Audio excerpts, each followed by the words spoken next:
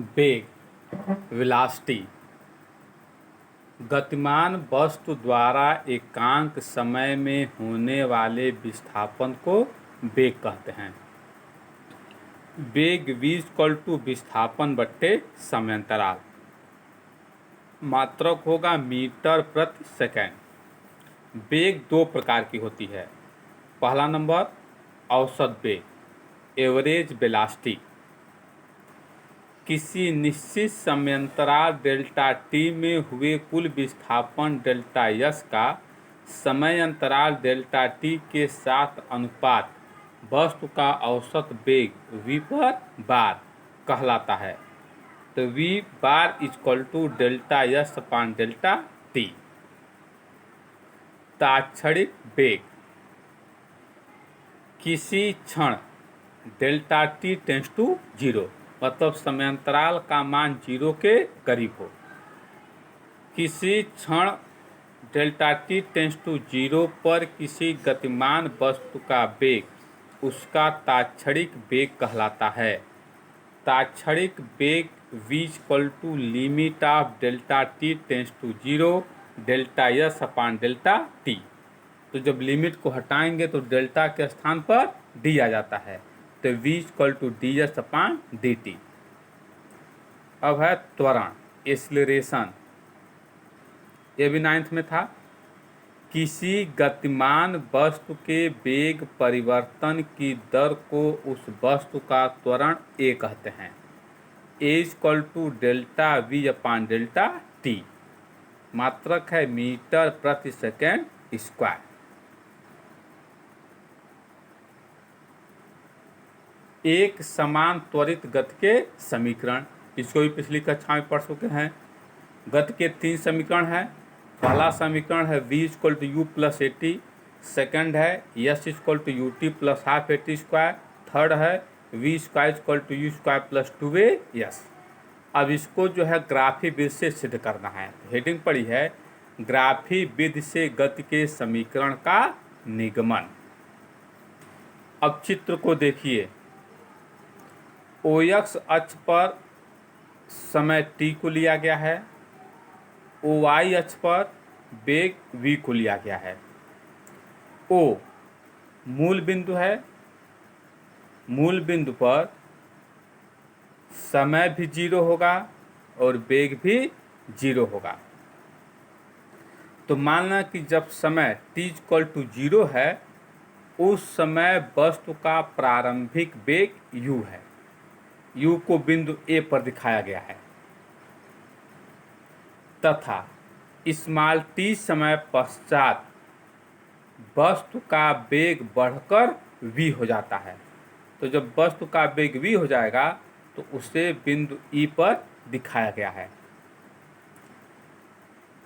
माना किसी गतिमान वस्तु का t = 0 समय पर वेग u है जो ग्राफ में OA से प्रदर्शित है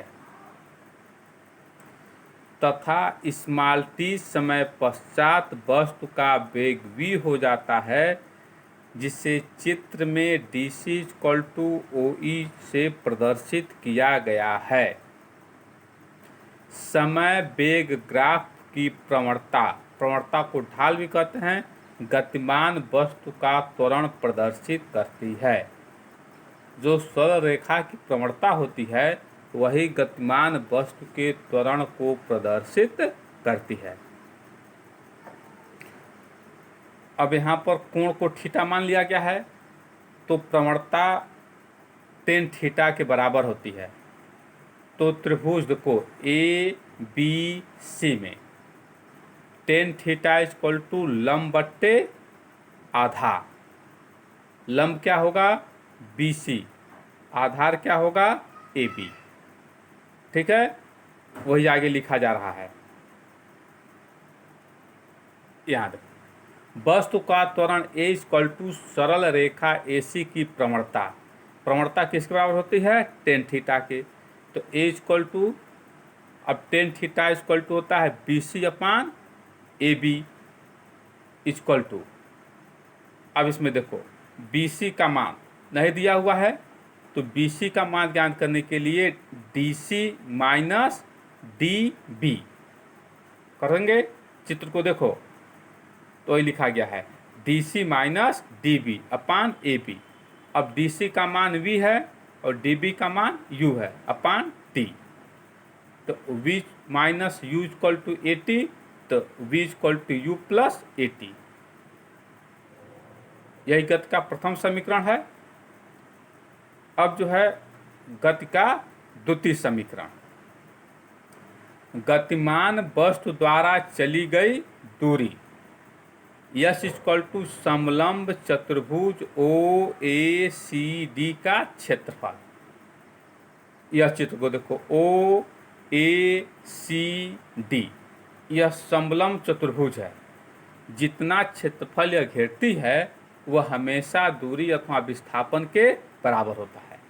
अब समलंब चतुर्भुज के क्षेत्रफल का फार्मूला होता है समांतर भुजाओं का योग गुणे उनके बीच की दूरी बट्टे 2।